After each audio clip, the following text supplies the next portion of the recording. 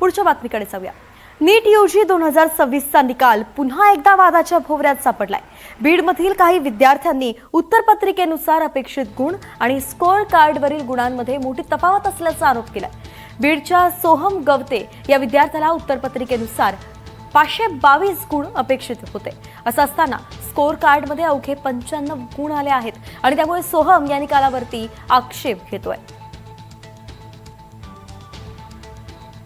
तर एकंदरीतच आपण पाहतोय नीटच्या निकालावरती बीडमधील एका विद्यार्थ्याने आक्षेप घेतलेला आहे। ज्या पद्धतीत उत्तरपत्रिकेमध्ये 552 गुण आणि स्कोअर कार्डमध्ये अगदी 100च्याही खाली गुण त्याला मिळत आहेत, त्यामुळे या सगळ्यावरती तो प्रश्नचिन्ह उपस्थित करतोय आणि पुन्हा एकदा फेरतपासणीची मागणी केली जाते। हे निकाल चुकीचे असल्याचं त्याचं म्हणणं आहे। पुन्हा एकदा नीटचा निकाल यामुळे आता वादात आलेला आहे। स्कोअर कार्डवरती केवळ 95 गुण दिसत आहेत, मात्र जेव्हा त्यांना टॅली केली होती उत्तरपत्रिकेनुसार त्यावेळी त्याला 500च्याही वरती अगदी 522 गुण जे आहेत ते मिळताना पाहायला मिळत होते। आणि अशामुळे आता नेमकं पुन्हा एकदा काही चुकीचं झालेलं आहे का, टॅली करताना गुणांमध्ये काही फेरबदल झालेले आहेत का, हे पाहणं आता महत्त्वाचं आहे। सोहमनं यावरती आक्षेप घेतलेला आहे। तर याबाबत गवते कुटुंबाशी बातचीत केलेली आहे आमचे प्रतिनिधी आकाश सावंत यांनी। पाहूयात। घोटाळ्याने संबंध राज्यभरात खळबळ उडाली होती। यानंतर पुन्हा नीटची परीक्षा घेण्यात आली, मात्र ही नीटची परीक्षा पुन्हा नीट नाही झाल्याचं चित्र जे आहे ते बीडमध्ये बघायला मिळत आहे। मी अशा एका बीडमधल्या घरी आहे। या सर्व प्रश्नाची उत्तरे या घरातून मिळणार आहेत। आपण जाणून घेण्याचा प्रयत्न करूयात।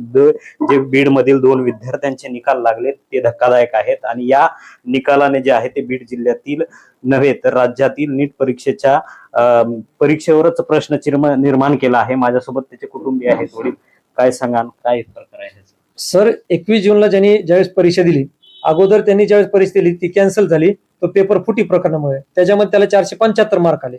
आणि नंतर 21 जूनला जो पेपर आला त्यांनी मेहनतीने अभ्यास केल्यानंतर आणि पेपर चांगला गेला। घरी आल्यानंतर जे क्वेश्चन पेपर चेक केल्यानंतर त्याच्यामध्ये 537 मार्क येत होते आणि नंतर मला एक 5-6 मार्क कमी जास्त होत असतात।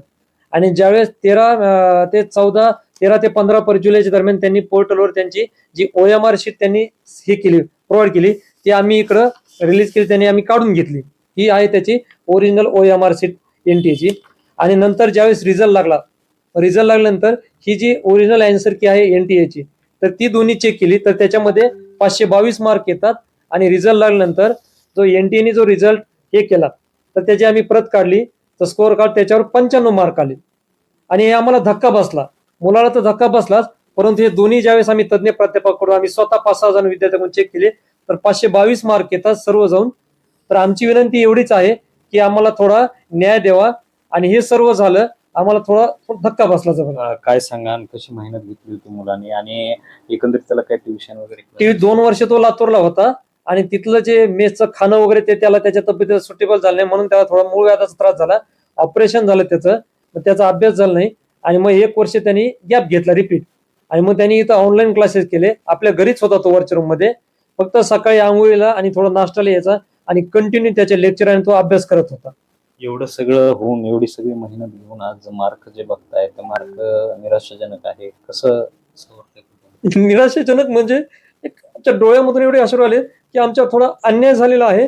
त्याचे जे रिअल मार्क आहेत ते 522 येतात आणि NTA ने जे स्कोअर कार्ड वरती 95 मार्क दिलेत। आम्हाला पूर्णपणे जबरदस्त धक्का बसला आणि असं वाटतंय की आमच्यासारखे भरपूर असे काही विद्यार्थी असेल की जे ओरिजिनल विद्यार्थी तर त्यांच्यावर पूर्णपणे अन्याय होत चाललेला आहे। नक्कीच कुटुंबाला धीर देणं असेल, आई म्हणून तुमचे कर्तव्य तुम्ही पार पाडता, मात्र मुलाचा हा रिझल्ट बघून तुम्हाला काय?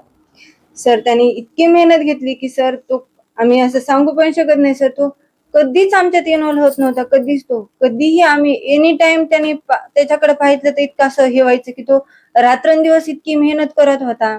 तो कधी कोणा नातेवाईकात गेला नाही ना, कधी कोणा सण असला तरी बी तेवढंच फक्त खाली येणार आणि लगेच जाणार। आम्ही असं बस म्हणलो तरीही तो येणार नाही। म्हणजे आता ही रिनीटची ह्याच्यानंतर आमच्या घरी एक कार्यक्रम होता, लग्न होतं मामा सर, तो अक्षरशः एक फोटो काढू सर ये म्हणलं तरीही तो आला नाही। म्हणजे आमचा कॉल पण तो उचलत नव्हता। कधी रूम मध्ये बसला की मला डिस्टर्ब करायचं नाही। त्याची छोटी बहीण आहे, त्याच्याकडून पूर्ण त्या कधी स्नॅप नाही, कधी कुठलंच काही त्यांनी पाहिलं नाही। सगळ्याला लॉक टाकून घेतले मोबाईलला, कारण की मला कोणी असं डिस्टर्ब नको। आणि इतकी मेहनत करून ही जर असा रिझल्ट येत असेल तर कसं काय करायचं सर. त्याचे आठवड्याचे टेस्ट व्हायचे. त्याने आता ह्या वर्षी 2 वर्ष लातूरला होता, तिथंही तो 550च्या खाली कधीच नसायचा, 600च्या पुढेच असायचा. क्वचित पेपरला तो 600च्या आत असायचा. या सगळ्या